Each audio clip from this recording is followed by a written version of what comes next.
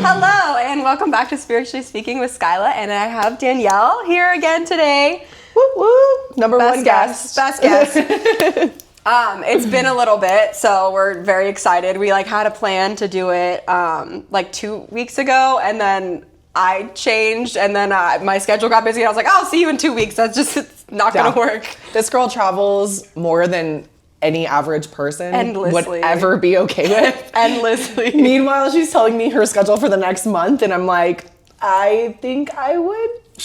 Yeah.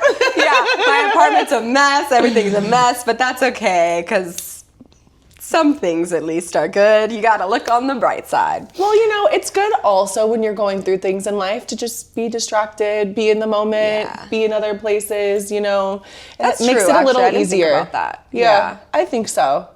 Just keep yourself busy, during hard times. Yeah, well, and the thing I like with travel too, that I feel like it makes you can create a new version of yourself every day because you're in a new place and the people don't know you. Yeah, people don't know you, so you can create a new version of yourself every day when you're traveling. What's funny about you saying that is, and it's funny because I always talk about how much I love living in Vegas, but I just re-signed my lease, so I'll be here for at least another year and a month. But I think when my lease is up next year, I want to move. And I've been thinking about it, and I'm just like, I just feel like everyone here knows me. Also, not sure if my husband is in Las Vegas. My husband is not in Las Vegas, I'll tell you that. I want me a cowboy. I think my wife might be here. Yeah, I need a good, nice, little, steady man. That's what But I want a cowboy too. Yeah. And I was in Wyoming yesterday. I was like, I want me a cowboy. Exactly. I was hanging out with some guys this past weekend that owned this ranch in Texas, in Fort Worth, Texas. I mean, huge ranch. They have Texas. Shows there and everything. Yeah. And I was like, you know what? These are the kind of men I'm looking for. They're just reserved and quiet, and they just seem more grounded. And they're generous and chivalrous. Yeah, because they were raised right. Exactly. They were raised right. Nobody in Las Vegas was raised right. If they were born and raised here, no. Hard no. But I feel like they just have better family values, and I really value family values. When people,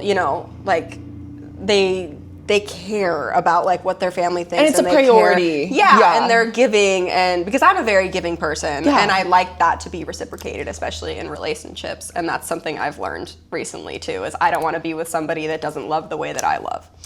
Period. Yeah. And I think that is the tea of it all.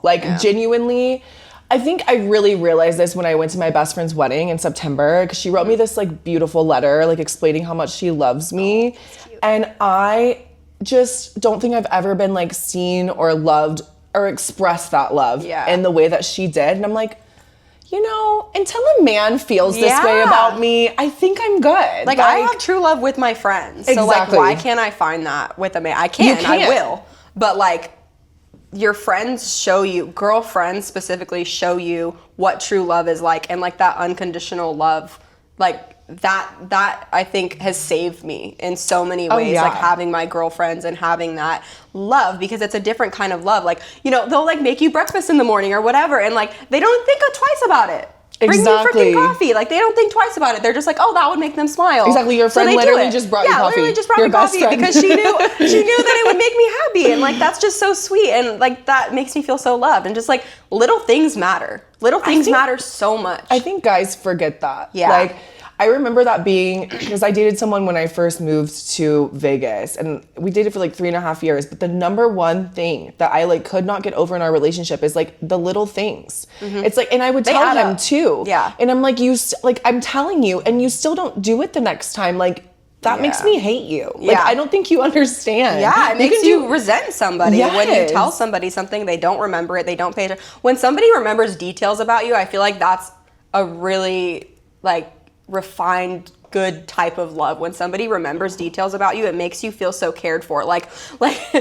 So my best friend, she's allergic to strawberries, right? For a while, I kept forgetting she was allergic to strawberries, and I was like, I'm a fucking idiot. She's allergic to strawberries. She's allergic to strawberries, and it's just pay attention to little things, because it makes people feel like you know them and that you care about how they feel in situations, and it makes such a big difference. It really does make a difference. Yeah, I agree. This girl that I've been seeing, she was just on vacation, and she was getting me something, and she texts me and she's like, your favorite color is yellow, right? And I'm like, yes. It is yellow. I love that you remember that. I'm gonna cry right now.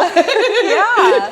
It really makes such a difference. It really does make the biggest difference. And I think like it's good, like you said, your friends really show you how to be loved and like how you want to be loved. Yeah. And we should always like compare like the men in our lives to like and I don't know why we like let that slide. Like it's like we hold our friends to a high standard and then the men were like the bars in hell. Like, I don't understand that. And that's something I'm definitely working on like in new relationships. Like I was texting this guy off Hinge for a little bit and like he wasn't making a plan to see me, right? And I was like, I texted him. I was like, I'm not really looking for a texting buddy. If you want to like make a plan, make a plan. And he didn't respond for like a week. And then he responded and he's texting whatever, we're texting. And I was like, are you retarded?